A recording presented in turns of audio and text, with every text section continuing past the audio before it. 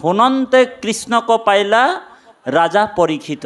শুনিয়েই বোলে কৃষ্ণক লাভ কৰিলে, বোলে ইমান বোলে কষ্ট কৰিবও নালাগে ভগৱানক পাবলৈ। বোলে বোলে না যাগ কৰিব লাগে, না যজ্ঞ কৰিব লাগে, না পূজা কৰিব লাগে, হয়নে বাৰু? ইমান সাধনা কৰাৰ প্ৰয়োজন নাই, বোলে শুনিয়েই বোলে কৃষ্ণক লগ পাই গ'ল। সেইকাৰণে বাপাইসকল বোলে কৰ্ণপথে ভকতৰ হিয়াত প্ৰৱেশী হৰি, হয়নে বাৰু? বোলে দুৰ্বাসনা হৰে সমস্তৰ জলৰ যতে কমল যেহে নহৰত কালে স্বভাৱত নিৰ্মল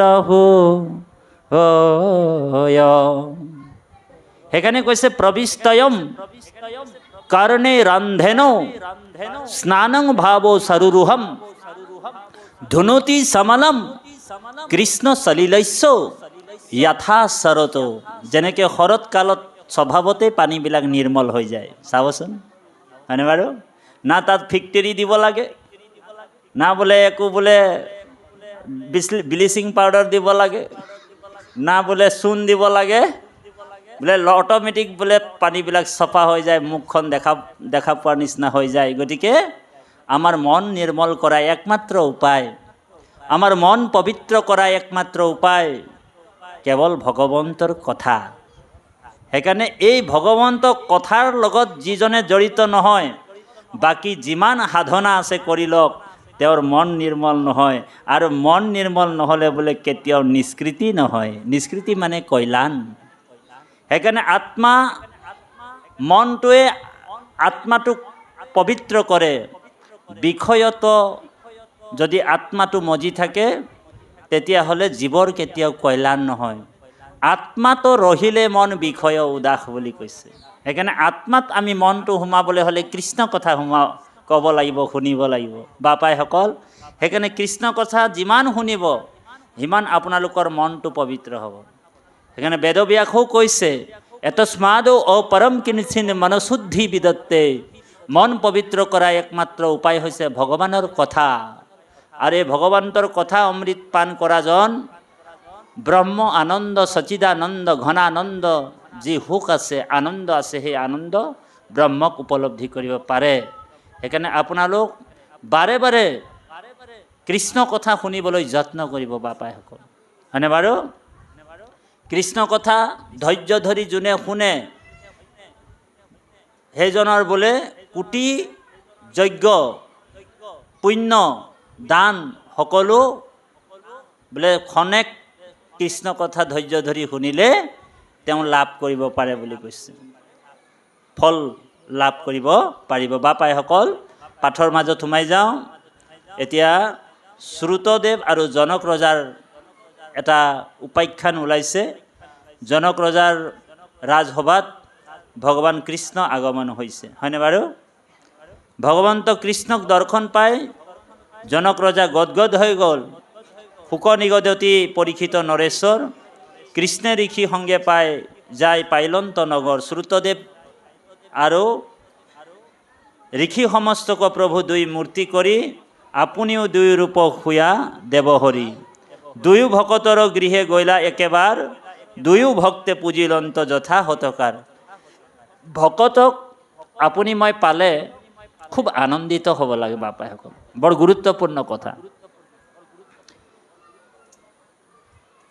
ভকতক পায়া যিটো নকৰে হৰিষ, যাৰ আনন্দ নাই, ভগৱানে কৈছে বোলে ভকতক পাই যাৰ আনন্দ নাই, বোলে হাইখাতে কৃষ্ণক পাই কৰিবেক কি গ।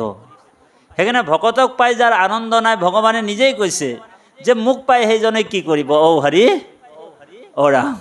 সেইকাৰণে দেখাজনকে আপুনি বোলে সেৱা এটা নকৰে, কিন্তু নেদেখাজনক বোলে আপুনি দিনে ৰাতিয়ে বোলে ধূপ ঘূৰাই আছি, হয় না বা দিনে রাতি বলে মাথা টেকায় আছি।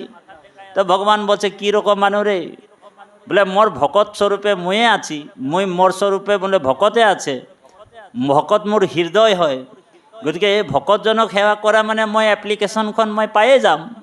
কিন্তু বোলে মোকে এপ্লিকেশ্যনখন ডাইৰেক্ট দিতেলে চলে আহিল তো বোলে কি কৰবে এতিয়া বোলে ভগৱান কৈছে সেইজনে মোৰ আটাইতকৈ ডাঙৰ দ্ৰোহী বুলি কৈছে যা সেইকাৰণে বাপাইসকল কৃষ্ণক পাইবাৰ জানা ভকতিহে পন্থা বা কৃষ্ণক পাইবাৰ জানা ভকতেহে পন্থা এহি মানে কহে গীতা ভাগৱত গ্ৰন্থা সেইকাৰণে দুয়ো ভকতৰ গৃহে গলা একবাৰে দুয়ো ভক্তে পুজিলন্ত যথা শতকাৰে দুয়ো কথা একেবাৰে নপাৰে কহিতে জনকৰ আগে ভক্তি শুনা পৰীক্ষিত ৰথৰ নামিলা ঋষি গণ সমেত হৰি গৃহক লাগিয়া ৰাজা নীলা বস্ত্ৰ পাৰি দীপ ঘট ফল ধৰিলেক নাৰীজনে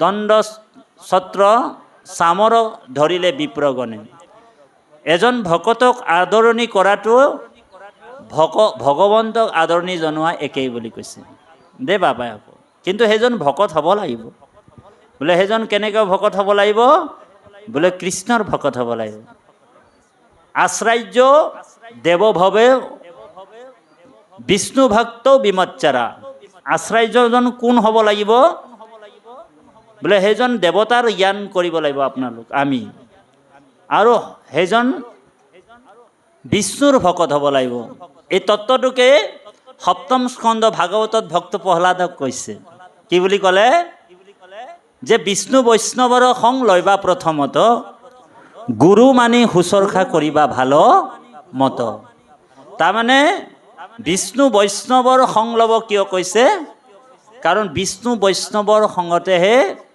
মানুহৰ জ্ঞান উৎপন্ন হয় আজি এই সংটো যদি আমি বিষ্ণু ভকতৰ নলয় আমি দুৰ্জনৰ সং লওঁ বা আমি এজন অন্য দেৱী দেৱক পূজা কৰা সং লওঁ তেনেহ'লে তেওঁ সেই পৰম আত্মতত্ত্ব জ্ঞানটো উপলব্ধি কৰিব নোৱাৰে সেইকাৰণে যত্ন কৰি আমি সাধুৰ সং ল'ব লাগিব দেই বাপাসকল এতিয়া সাধু সং বুলি ক'লে বহুতে ভাবে যে কোনোবা গাঁৱৰ এটা চুকত বোলে চুলি দীঘল কৰি ভাঙৰ চিলুম দুটা লৈ বহি থকাজন 10-12জন মানুহ গোট খাই কিনি হুক্কা টানি থকাটোকে সাধুসং হৈ গ'ল বুলি ভাবে বহুতে ভাবে এইটোৱে আমাৰ বোলে সাধুসং ইয়াতে হৈ আছে আৰু সেইটো সাধুসং নহয় বুলি কৈছে বাপাইসকল সাধুসং প্ৰকৃতাৰ্থত আজি য'ত বহি আছোঁ আপুনি মই এইটোৱে হৈছে সৎসং সৎসং আৰু এই সৎসংগতে আপুনি মই বহি ঈশ্বৰৰ কথা লীলা চৰিত্ৰবিলাক আমি গাব লাগে শুনিব লাগে বাপাইসকল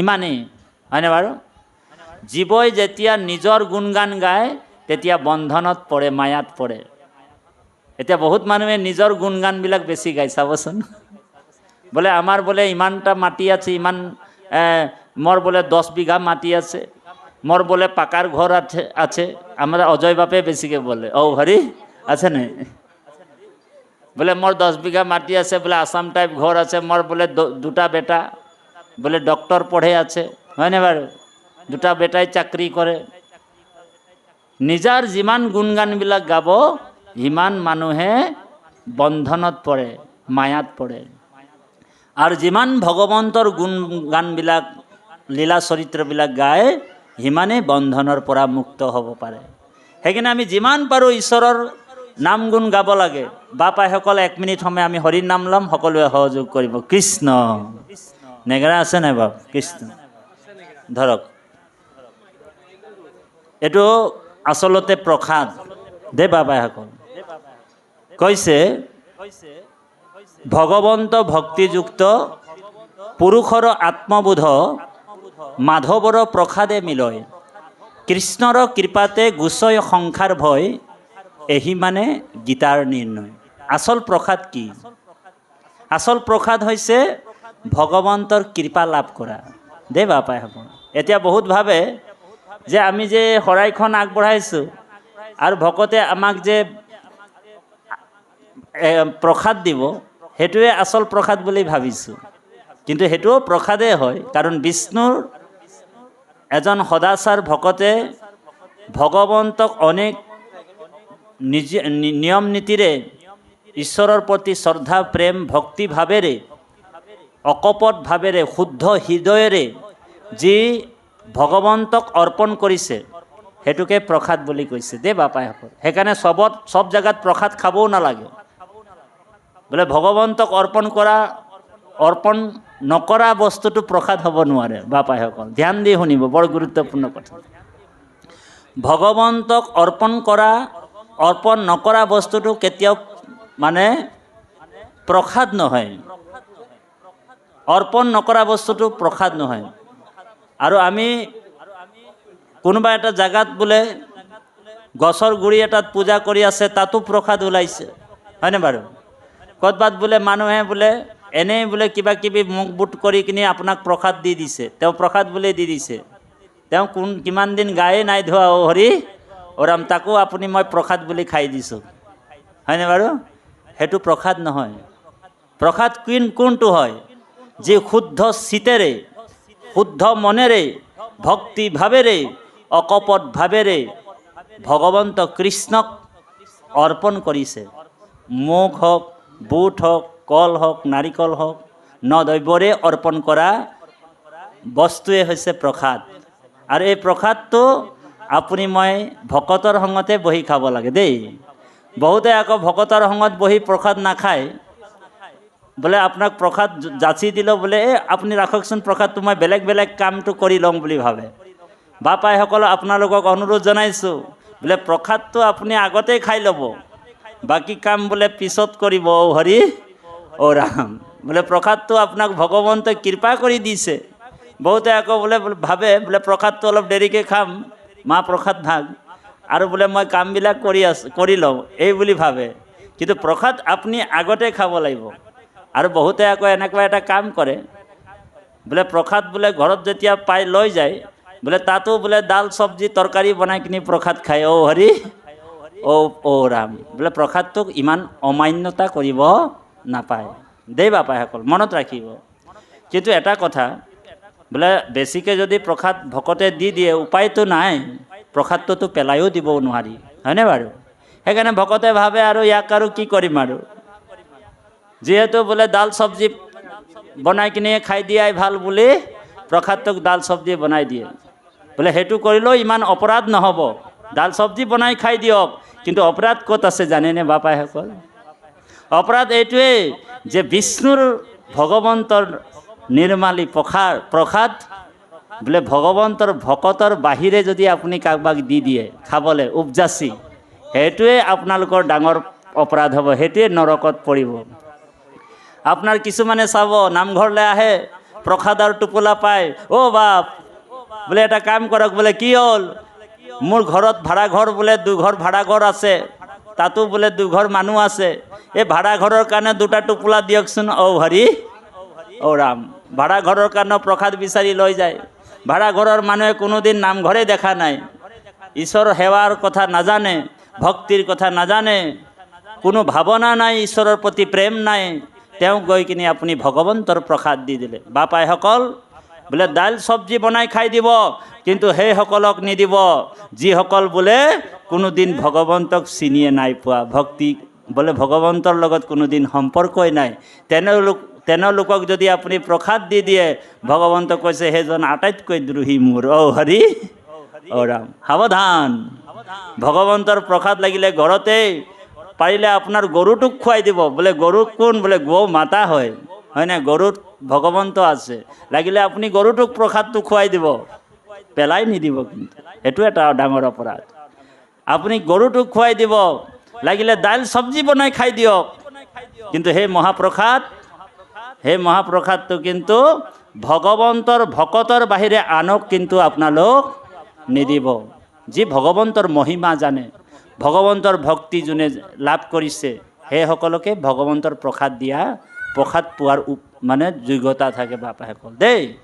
যোনে ইয়ালৈ আহিছে, যোনে ইয়াৰ ওপৰত শ্ৰদ্ধা আছে, যাৰ ভগৱন্তৰ প্ৰতি ভক্তি আছে, তেওঁকে প্ৰসাদ দিব। বাপাসকল 1 মিনিট সময় হৰিৰ নাম ল'ম, সকলোৱে সহযোগ কৰিব। কৃষ্ণ কৃষ্ণ কৃষ্ণ। হে ৰাম কৃষ্ণ